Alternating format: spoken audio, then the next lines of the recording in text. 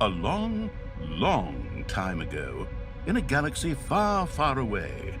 And it feels like a long time ago since the first iteration of dungeons saw the light of day, or more the darkness of the underground. Starting as a very simple dungeon management simulation and not getting the best reviews, even being called a cheap Dungeon Keeper ripoff, the Dungeons series quickly found its own way. The game started to evolve with Dungeons 2, and when Dungeons 3 got released, it peaked in a great combination of real-time strategy, dungeon building and management. You would probably think it would be time to quit at some point, but here we are again, and Realmforge wants to climb the ladder even higher by reinventing Dungeons for a fourth time. But what has changed? Why should you play Dungeons 4? Let's dive into the game. The basis of the game just looks very familiar. Every experienced evil dungeon master will quickly find their way, excavating the underground and building several rooms for your creatures, giving them a place to sleep, eat and have fun.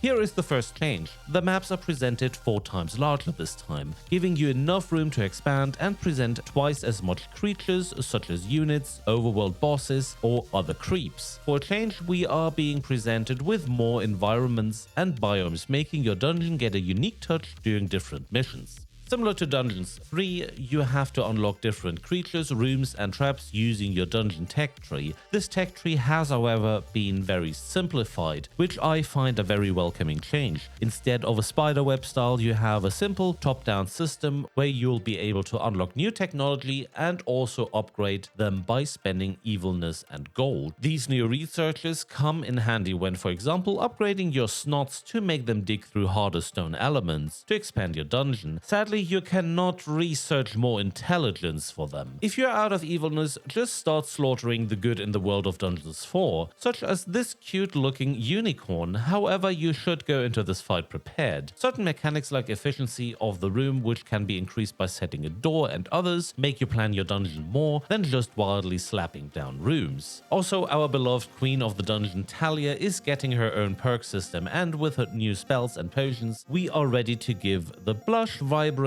and colorful overworld a pleasant tone of grey, dark brown and fire. And also, she can have different outfits. However, this time not only is there goodness to deal with in the overworld, no, a new faction has emerged in the underground, the dwarves, digging holes and tunnels and competing with you on resources and precious space. Our great mission of evilification will of course be accompanied by our pesky narrator once again. Dwarves had opened a passage into the dungeon. The little snots immediately executed Order 67, as they had been instructed to do by Talia in such a case. Giving you insight to the story and having his usual discourse with Talia. Dad jokes are of course included for free again and should not be missing. I enjoy the story and jokes the narrator has to tell, but for anyone who does not, you have an option in the settings to turn him down and make him talk less. The narrator's voice is available in English, German, Spanish, French and simplified Chinese. Subtitles are available in many more languages. And while you're roaming the overworld, don't forget to place a few traps to secure your dungeon, as you never know what is lurking in the darkness. For example, here we have to deal with a bunch of spider nests. Convenient little feature is the marking of the path they'll take towards your dungeon. Same with these dwarfs. The campaign starts at a very easy pace and has a tutorial integrated into the normal gameplay. Perfect for beginners. An experienced player might find it slightly redundant. The very latest on mission 4 and 5, things are getting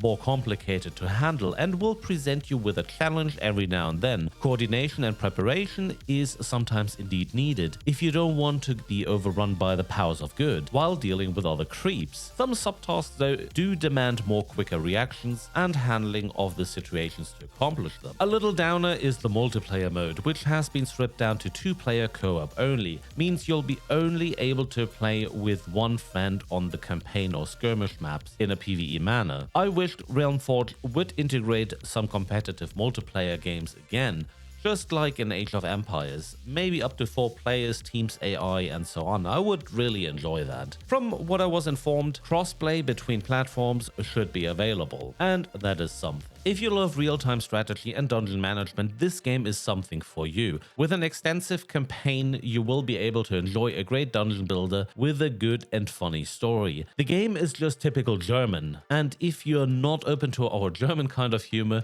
you might find the talks of the narrator Talia and references to pop culture a little strange. But I would recommend to give them a chance. Dungeons 4 will be released on Windows PC, PlayStation 5, Xbox Series XS, and is coming on day 1 to console, PC, and cloud with Xbox Game Pass. Nintendo Switch owners will need to wait a little longer though, and Dungeons 4 will sadly be reduced in features for the Nintendo console. 2 editions are available, a standard and a deluxe edition. The deluxe edition also includes a soundtrack, digital art book, a remastered Dungeons 3 map, The Storming of Doloran, 2 legacy Talia skins, and the legacy Evil Hand skin. And by the hells, I had so much fun playing this game until now. Dungeons 4 presented to me in a very good and shiny state, and I am happy to spend more time relaxing and building up my dungeon. I would recommend the game to you. So what about you? Will you be playing Dungeons 4? Drop your opinion into the comments below so we can discuss. And don't forget to like this video and subscribe to the channel to support me so I can continue making these videos. Thank you so much for watching, and as always,